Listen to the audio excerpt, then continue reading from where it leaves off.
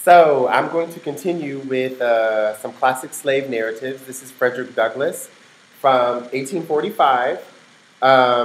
He's talking here about the mulatto offspring of slave masters and slave women. And by law, those children, those offspring are slaves. And he's already talked about the resentment that this builds between the white mistresses and the slave women, and those kids become a reminder, and a lot of hate and rejection is directed towards them. So I'd like to continue. Every year brings with it multitudes of this class of slaves. It was doubtless in consequence of a knowledge of this fact that one great statesman of the South predicted the downfall of slavery by the inevitable laws of population. Whether this prophecy is ever fulfilled or not, it is nevertheless plain that a very different-looking class of people are springing up at the South, and are now held in slavery from those originally brought to this country from Africa. And if their increase will do no other good, it will do away the force of the argument that God cursed Ham, and therefore American slavery is right.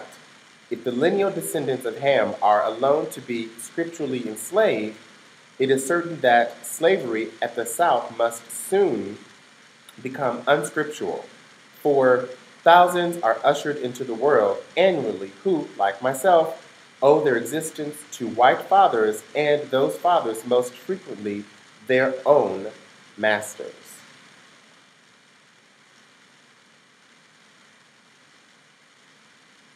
I have had two masters. My first master's name was Anthony.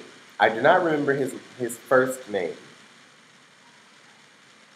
He was generally called Captain Anthony, a title which I presume he acquired by sailing a craft on the Chesapeake Bay.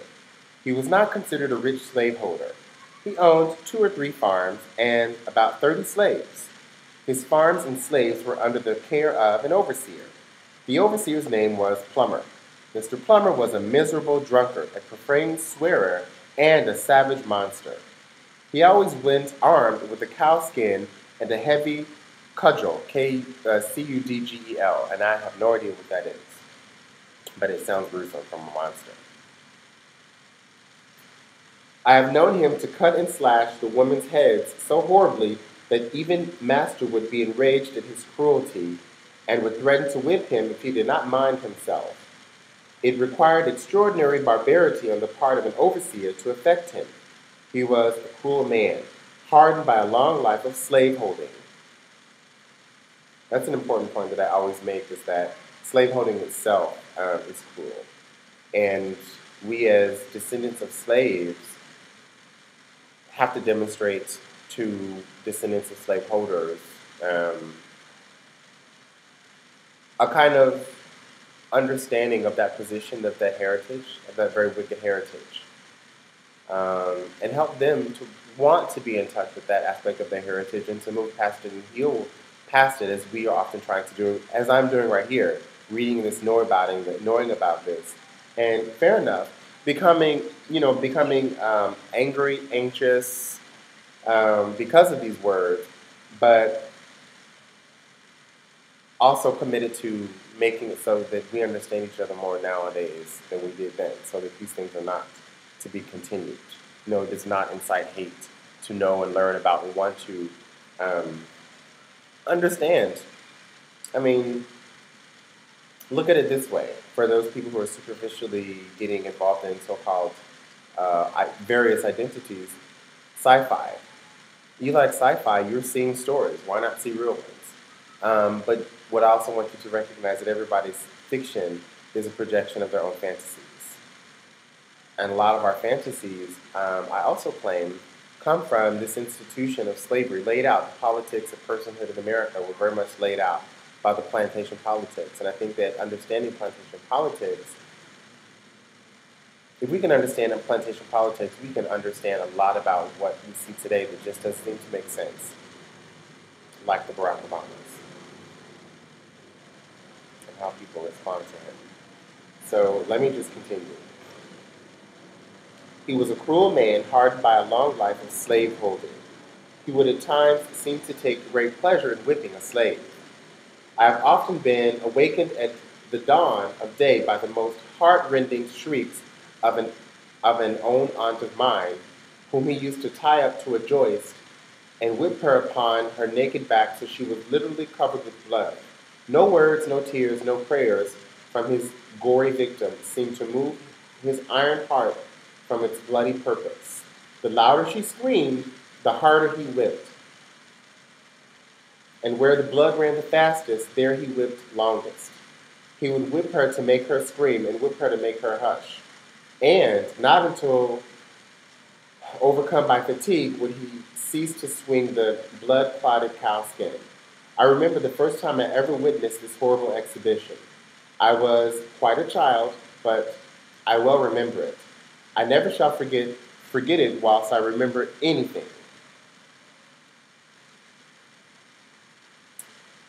It was the first of a long series of such outrages of which I was doomed to be a witness and a participant. It struck me with awful force. It was the blood-stained gate, the entrance to the hell of slavery, through which I was about to pass.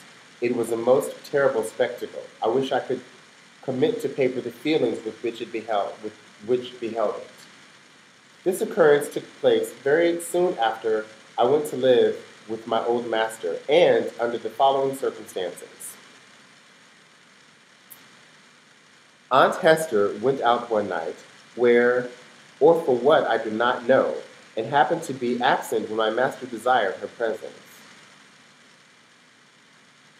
He had ordered her not to go out evenings, and warned her that she must never let him catch her in company with a young man who was paying attention to her belonging to Colonel Lloyd.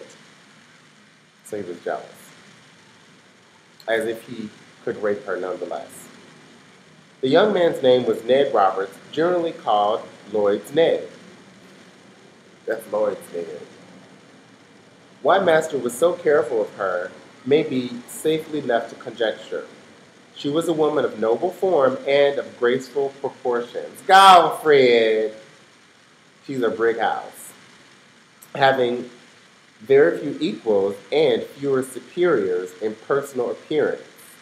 Very few equals and fewer superiors in personal appearance among the colored or white women of our neighborhoods. I love Frederick Douglass. Aunt Hester had not only disobeyed his orders in going out, but had been found in company with Lloyd's Ned, which circumstance I found from what he said while whipping her was the chief offense. Had he been a man of pure morals himself, he might have been thought interested in protecting the innocence of my aunt. But those who knew him will not suspect him of any such virtue. Before he commenced whipping Aunt Hester, he took her into the kitchen and stripped her from neck to waist, leaving her neck, shoulders, and back entirely naked. He then told her to cross her hands, calling her at the same time a D/B, D hyphen D, B blank was bitch. Okay. After crossing her hands, he tied them with a strong rope and led her to a stool under a large hook in the joist, put in for the purpose. He made her get upon the stool and tied her hands to the hook. She now stood fair for his infernal purpose. Her arms were stretched at their full length so that she stood upon the ends of her toes. He then said to her, "Now D blank D B blank H. I'll learn you how to disobey my orders." And after rolling up his sleeves, he commenced to lay on the heavy cowskin, and soon the warm red blood, amid heart-rending shrieks from her and horrid oaths from him, came dripping to the floor. I was so terrified and horror-stricken at the sight that I hid myself in a closet and dared not venture out till long after the bloody transaction was over. I expected it would be my turn next. It was all new to me. I had never seen anything like it before. I had always lived with my grandmother on the outskirts of a plantation, where she was put to raise the children of the younger women. I had therefore been, until now, out of the way of the bloody scenes that had occurred on the plantation.